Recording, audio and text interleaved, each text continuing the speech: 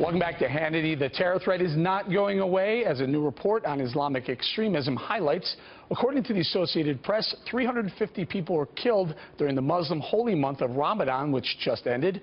But does President Obama understand the threat we face? Joining me now with reaction is author of Defeating Jihad, The Winnable War, the Distinguished Chair of Military Theory at Marine Corps University, Dr. Sebastian Gorka, and author of the new book, The Black Widow, which goes on sale next week, Daniel Silva. Start with you, Dr. Gorka. Does President Obama understand the threat, yes or no?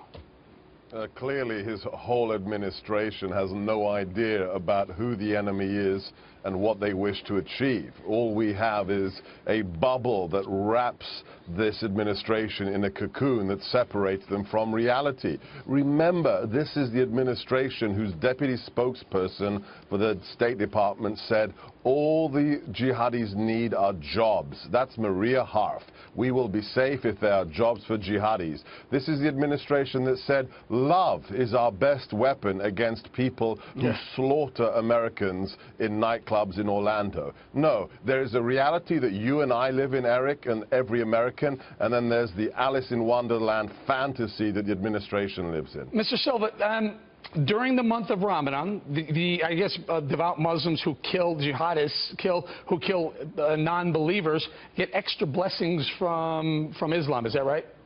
That is my understanding of it. I mean, can you imagine that the Islamic world has gone so badly off the rails that this is the situation we're in? Can you imagine that, you know, it's the second night of Passover, look out for the Jews, or it's Good Friday, here come those terrible Christians.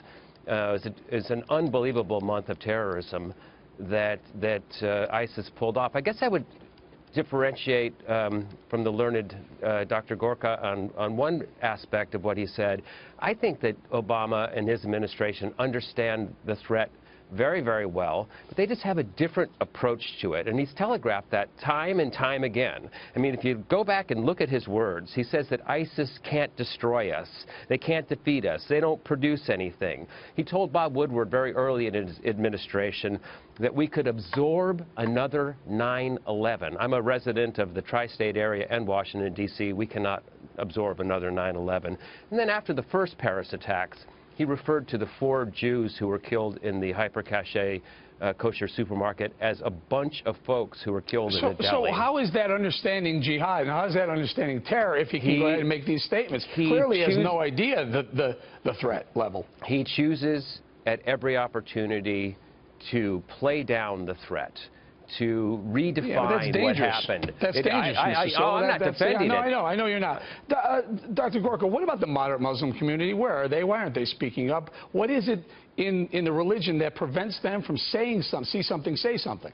Great question. We don't have time for a theological discourse here, but one of the greatest sins in Islam is the sin of fitna, F-I-T-N-A. And fitna is giving the appearance that the Islamic world is not unified and that you are sowing discord.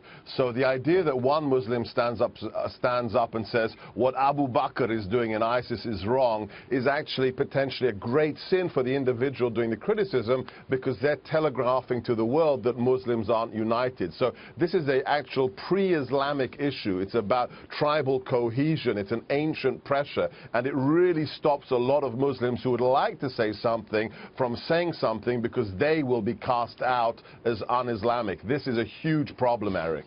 Mr. Silva, under President Obama, has the United States become more safe from terror or under more risk from terror in the last 7.5 years?